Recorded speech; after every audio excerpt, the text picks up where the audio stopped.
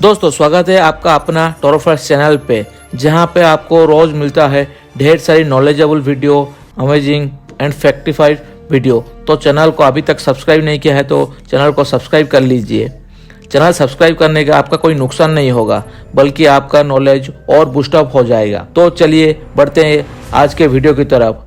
आज का वीडियो बहुत ही खास है, क्योंकि आज का वीडियो में हम जानेंगे कि रॉयल स्टैग उसकी कैसी बनाई जाती है और इसका शुरुआत कहाँ से और कैसे हुआ था।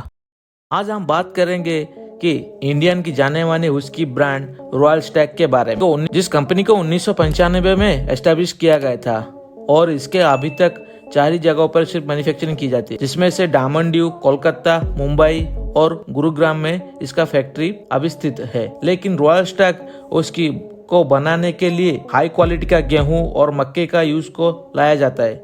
गेहूं और मक्के का डायरेक्ट खेत से हार्वेस्ट करके फैक्ट्री में लाया जाता है और यहीं से शुरुआत होता है उसकी बनाने की प्रक्रिया।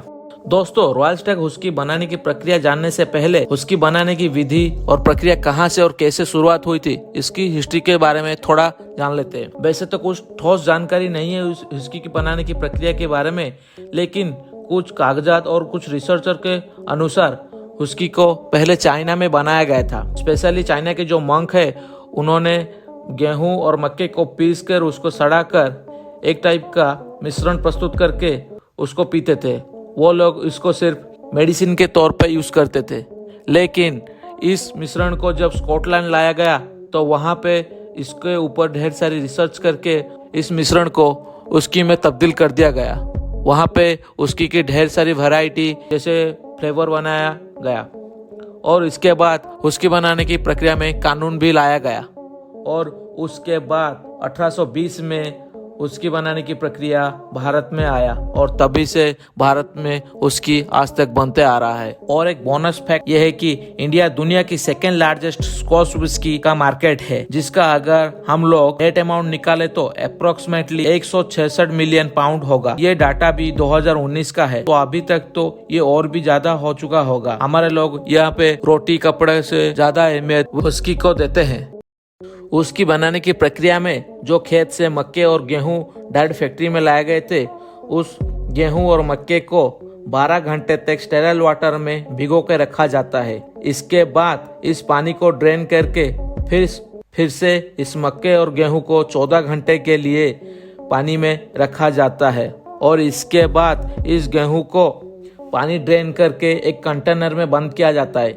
उसके बाद इस कंटेनर के अंदर ढेर सारी स्मोक या फिर धुआं छोड़ा जाता है, ताकि ये गेहूं अच्छी तरह से धुएं को ऑब्जर्व कर सके। इस धुएं को ऑब्जर्व करने का मतलब ये है कि उसकी में और थोड़ा फ्लेवर या फिर स्मोकी फ्लेवर आए, जिससे कि और भी अच्छा टेस्ट लगे। उसके बाद इस गेहूं को कंटेनर में बंद करके 2 दिन तक रखा जाता है। 2 दिन के बाद गेहूं को क्वालिटी चेक करने के लिए थोड़ा सैंपल लिया जाता है। अगर सैंपल ठीक है तो गेहूं को कन्वेयर बेल्ट के थ्रू एक बड़ी सी ग्राइंडर मशीन में भेजा जाता है, जहां पर इस गेहूं को अच्छी तरह से पीसा जाता है।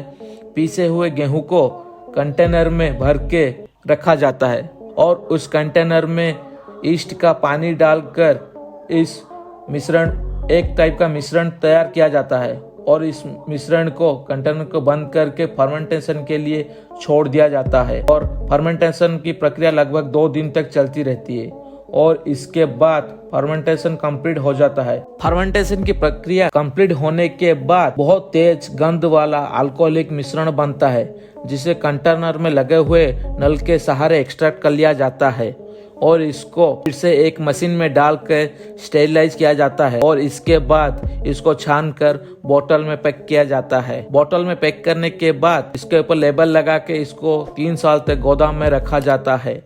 क्योंकि रॉयल स्टैग एक स्कॉच टाइप का व्हिस्की है, इसीलिए इसको 3 साल तक रखा जाता है। अगर नॉर्मल व्हिस्की होती तो उसे डायरेक्ट पैक करके मार्केट में छोड़ दिया जाता है। 3 साल रखने के बाद उस व्हिस्की में थोड़ा सा और फ्लेवर इनहांस होता है और वो टेस्ट में और थोड़ा बेहतर लगता है। तो दोस्तों, आपको ये जानकारी कैसी लगी कमेंट बॉक्स में कमेंट कीजिए और आपने कभी रॉयल स्टैग की व्हिस्की पिया है तो भी कमेंट बॉक्स में कमेंट कीजिए और ऐसे ही अमेजिंग फैक्ट्स के लिए चैनल को सब्सक्राइब कर लीजिए।